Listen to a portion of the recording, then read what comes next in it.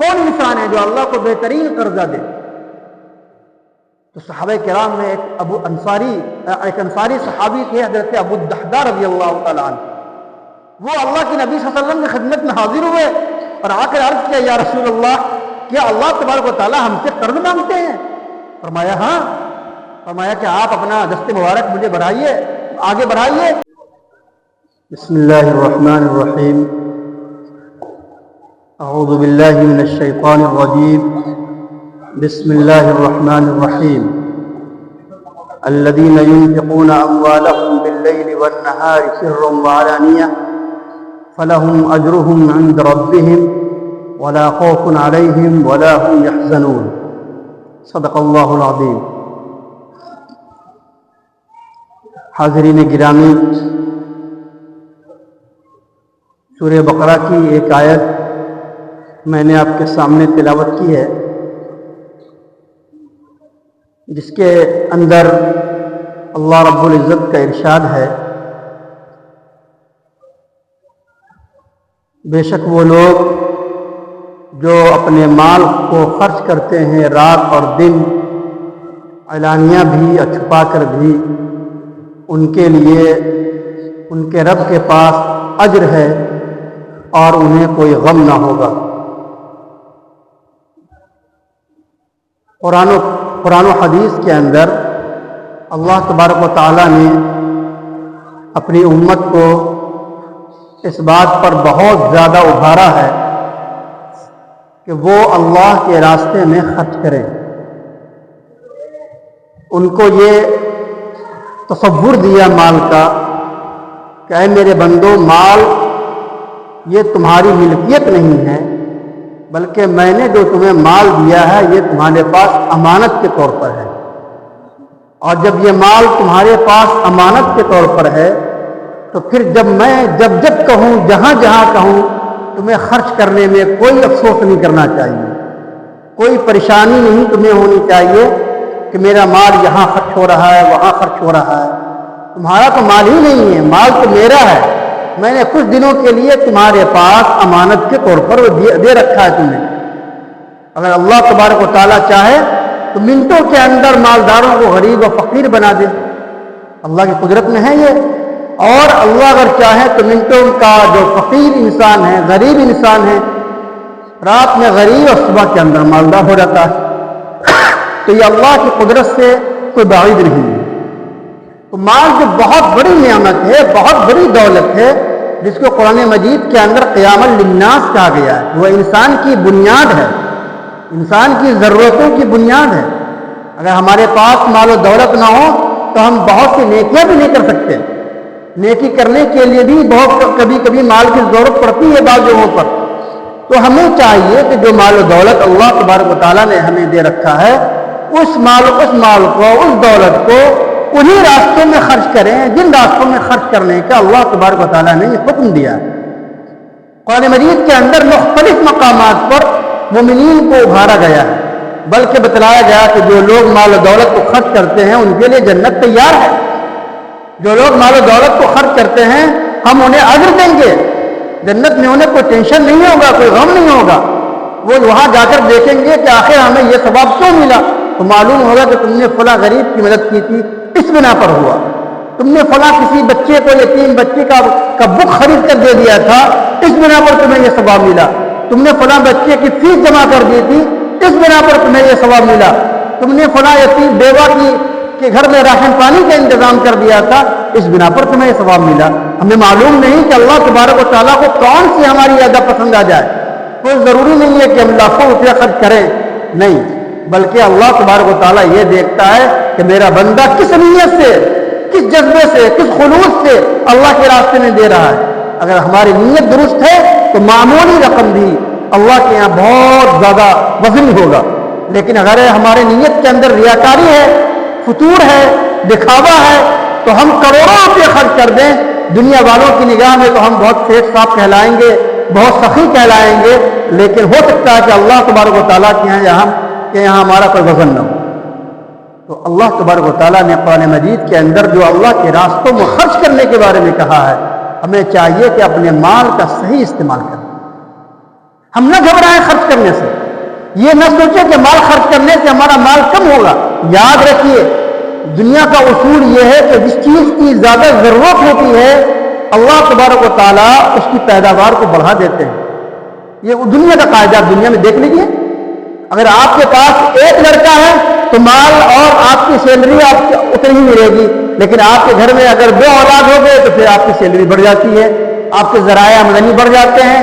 3 ہو گئے پھر اللہ تبارک و تعالیٰ مزید بڑھا دیتے ہیں. اسی طریقے سے دنیا کا اصول ہے. اگر ہم یہ چاہتے ہیں کہ اللہ کے یہاں ہمیں اجر و ثواب ملے تو ہمیں ذرہ برابر اس کا خیال نہیں کرنا چاہیے کہ اگر ہم نے مال خرچ کر دیا تو میرے پیسے گھٹ جائیں گے. نہیں, بالکل نہیں. اللہ فرماتے ہیں یمحق اللہ الربا ویربی الصدقات. اللہ سود کو مٹاتا ہے, سود کے مال کو جو بظاہر دیکھنے میں لگتا ہے کہ بڑھ رہا ہے, سود اگر ہمارے پاس آئے تو لگتا ہے کہ مال بڑھ گیا. نہیں, اللہ کہہ رہا ہے اس کو تو ختم کر دیتا ہے اللہ تبارک و تعالیٰ. ایسی بیماری لائے گا, ایسی مصیبت لائے گا کہ سارے پیسے ختم. لیکن ویربی الصدقات, صدقات کو اللہ کے نے جو حلال پیسے دیے ہیں ان پیسے کو اگر آپ خرچ کرتے ہیں تو اللہ ان کو بڑھاتا ہے. یہ قرآن کہہ رہا ہے, یہ میرا رب کہہ رہا ہے. تو کیا ہمیں اپنے رب کی بات پر یقین نہیں ہے؟ ہونا چاہیے. قرآن مجید کے اندر ایک آیت نازل ہوئی, من ذا الذی یقرض اللہ قرضا حسنا, من ذا الذی یقرض اللہ قرضا حسنا. کون ہے وہ جو اللہ کو قرض حسن دے؟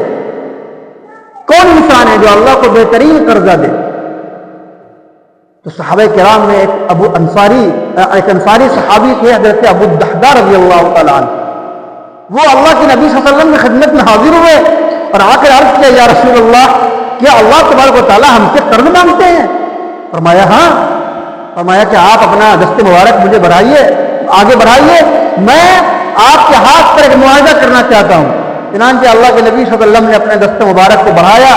اس صحابی نے اپنا ہاتھ اس پر رکھا اور فرمایا, اے میرے نبی صلی اللہ علیہ وسلم, میرا باغ جو وہاں پر موجود ہے جس میں 600 کھجوریں تھیں, میرے اس باغ میں 600 کھجوریں ہیں, میں نے وہ سب کو اللہ کے لیے اللہ کو قرض میں دے دیا. اور اس میں میرے بال بچے رہتے ہیں, میں اس کو بھی وہاں سے ہٹوا دیتا ہوں, اور اس کو میں نے اپنے رب کی مرضی پر, اپنے رب کی رضا کے لیے میں نے اس کو وقف کر دیا. آپ غور کر سکتے ہیں کتنی بڑی پراپرٹی, کتنا بڑا مال, 600 کھجور کا درخت, اور اس میں ان کے مکانات بنے ہوئے ہیں.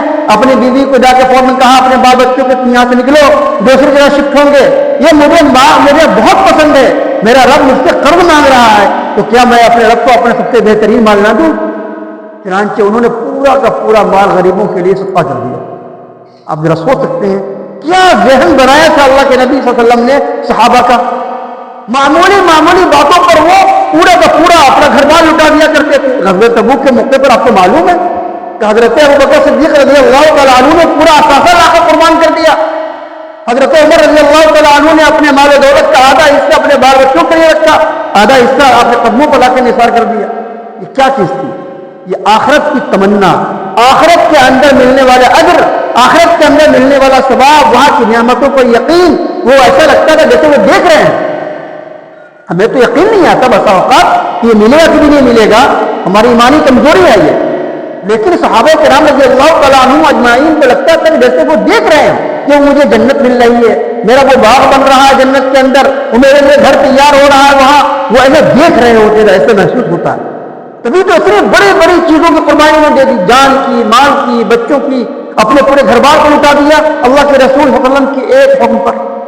ہمیں بھی چاہیے کہ اللہ نے جو کچھ ہمارے پاس دے رکھا ہے یاد رکھنا چاہیے کہ ہمارا نہیں ہے, یہ امانت ہے, یہ امانت ہے. ہماری باڈی امانت ہے, ہمارا جسم امانت ہے, اولاد امانت ہے, صحت امانت ہے. اس لیے اس کو صحیح طور پر خرچ کرنا چاہیے. اس لیے میں نے جو آپ کے سامنے آیت قرآن مجید پڑھی ہے اس کے اندر میں یہ بات کہی گئی کہ اللہ کے کچھ بندے ایسے ہوتے ہیں جو رات اور دن خرچ کرتے ہیں.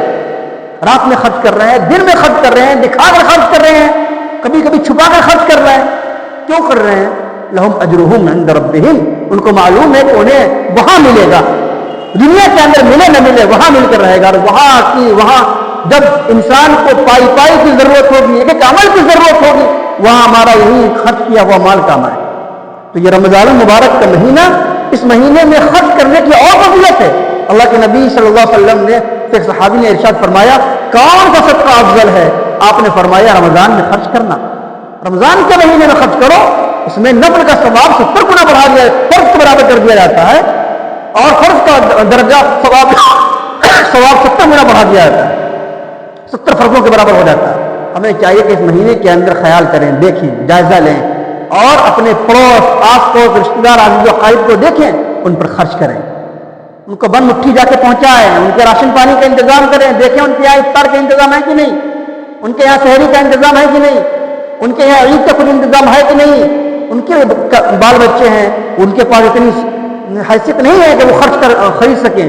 ہمیں چاہیے کہ ہم ان کی مدد کریں، خفیہ بھی کریں، جو صدقہ ہونا چاہیے، صدقہ نافلہ، اس کو چھپا کر دینا چاہیے، اس لیے کہ بہت سے لوگ غیرت مند ہوتے ہیں، اگر کسی کو ان کو معلوم ہو جائے کہ ہم کو انہوں نے ہماری مدد کی ہے، دوسروں کو پتہ بھی ہے، تو پھر شاید وہ غیرت کے مارے وہ مر جائے، وہ پھر کبھی آپ کے سامنے اپنی ضرورت کا سوال نہیں کر سکے گا وہ۔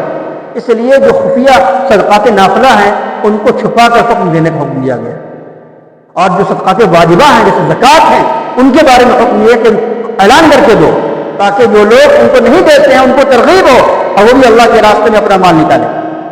خلاصہ یہ کہ ہم تمام لوگوں کو چاہیے کہ ہمارے پاس اپنی حیثیت کے مطابق جو بھی ہماری حیثیت ہے، ہمارے پاس جیسی مال و دولت کی کنڈیشن ہے، اس کو ہم دیکھیں، اس میں اپنا بھی حق رکھیں، اپنے بال بچوں کو بھی رکھیں، اپنے رشتہ دار کا، عزیز و اقارب کا، پڑوس کا، حتیٰ کہ آپ صدقات نافلہ اپنے غیر مسلم بھائیوں کو بھی دے سکتے ہیں۔ اگر آپ کے پڑوس میں کوئی غیر مسلم بھائی رہتے ہیں آپ ان کا بھی خیال رکھیں، صدقات نافلہ دے سکتے ہیں ان کو، زکوٰۃ نہیں دے سکتے ہیں ان کو، لیکن جو صدقات نافلہ ہیں آپ دے سکتے ہیں ان کو، تو آپ ان کا بھی خیال رکھیں۔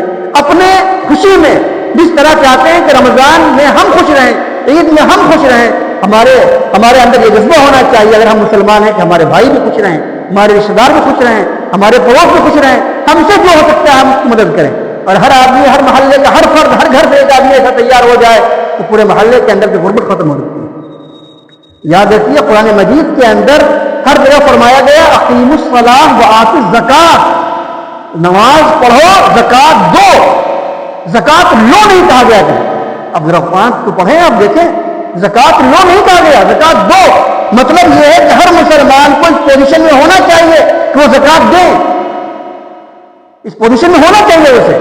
اب جو غریب لوگ ہیں ان کو اتنا مالدار کر دے کرتے کہ خود زکوٰۃ دینے والے بن جائیں۔ اگر ہر امیر آدمی اپنی زکوٰۃ صحیح طور پر نکال جائے تو محلے کے اندر تو غربت ختم ہو جائے گی، وہ خود زکوٰۃ دینے کی پوزیشن میں آ جائیں گے۔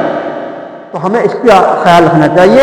اللہ تبارک و تعالی ہم لوگوں کو عمل کی توفیق عطا فرمائیں، اور صدقات کو اور زکوٰۃ جو دونوں ضروری ہے، بسا اوقات دونوں کی رعایت کرتے ہوئے دونوں کو مختلف جگہوں پر اللہ اور اس کے رسول کے بتائے ہوئے طریقوں کے مطابق خرچ کرنے کی توفیق عطا فرمائیں۔ وآخر دعوانا ان الحمد للہ رب العالمین۔